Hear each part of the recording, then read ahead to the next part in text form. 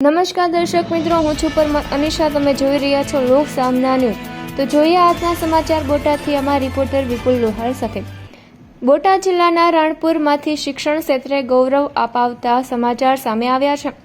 રાણપુરની Gitanjali global સ્કૂલના વિદ્યાર્થીઓએ board પરીક્ષામાં શાનદાર સફળતા મેળવી સમગ્ર રાજ્યમાં તાલુકાનું નામ રોશન કર્યું છે. ફેબ્રુઆરી-માર્ચ 2026માં લેવાયેલી સામાન્ય પ્રવાહની બોર્ડ પરીક્ષામાં વિદ્યાર્થી તીર્થરાજસિંહ ધર્મેન્દ્રસિંહ ચુડાસમાએ 99.99 PR સાથે સમગ્ર ગુજરાત રાજ્યમાં પ્રથમ સ્થાન મેળવ્યું છે. જ્યારે દેવગણા ગામના જ ધરજીયા સોહમ વિરમભાઈએ 99.96 PR સાથે રાજ્યમાં ચોથું સ્થાન મેળવી બોટાદ જિલ્લાનું ગૌરવ વધાર્યું છે. વિશેષ વાત એ છે કે ગીતાંજલિ ગ્લોબલ સ્કૂલ સતત બીજા વર્ષે રાજ્યમાં પ્રથમ સ્થાને મેળવી ઇતિહાસ દોહરાવ્યો છે. ગત વર્ષ 2025માં પણ શાળાના વિદ્યાર્થી ગોહિલ રોહિત કુમાર રાજ્યમાં પ્રથમ સ્થાન મેળવ્યું હતું. શાળાનું પરિણામ સતત 5મા વર્ષે 100% રહ્યું છે, જેમાં 38 વિદ્યાર્થીઓએ A1 ગ્રેડ અને 77 વિદ્યાર્થીઓએ A2 ગ્રેડ પ્રાપ્ત કર્યો છે.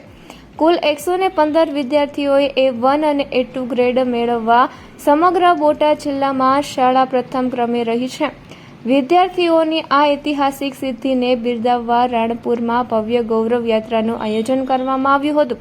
ડીજેના તાલ, ઘોડેસવારી અને ગાડીઓના કાફલા સાથે લીંબડી 3 રસ્તાની માર્કેટિંગ યાર્ડ સુધી યોજાયેલી આ યાત્રામાં મોટી સંખ્યામાં લોકો જોડાયા હતા.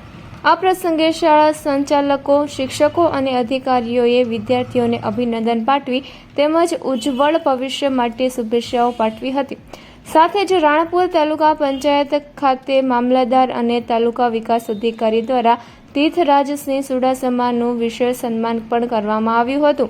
મારું નામ ચુડાસમા તીર્થરાજસિંહ ધર્મેન્દ્રસિંહ છે. મારું ગામનું નામ દેવગણા છે અને હું ગીતાંજલિ ગ્લોબલ સ્કૂલમાં અભ્યાસ કરું છું.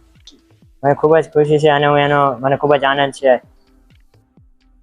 અને ખૂબ ગર્વ અનુભવાય છે કે અમારા સ્કૂલ દ્વારા ગૌરવ યાત્રા યોજવામાં આવી હતી અને મારું સન્માન કરવામાં આવ્યું.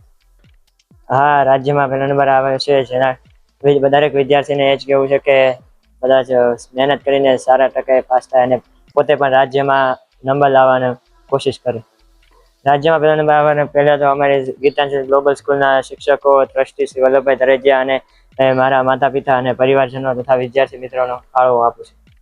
હા, મામલતદાર અને તાલુકા વિકાસ અધિકારીએ પ્રથમ નંબર આવવાના કારણે મારે સન્માન કર્યું છે, જેના કારણે ખૂબ જ આનંદ અનુભવું છું અને ગર્વની લાગણી અનુભવું છું. દરેક વિદ્યાર્થીને એક જ સંદેશ છે કે દરેક વિદ્યાર્થી પોતાની મહેનત કરી અને સારા ટકા લાવે અને રાજ્યમાં નંબર લાવે અને આવી જ રીતે આગળ વધતા રહે. ફરી મળીશું એક નવા સમાચાર સાથે. ત્યાં સુધી જોતા રહો લોક સામના ન્યૂઝ.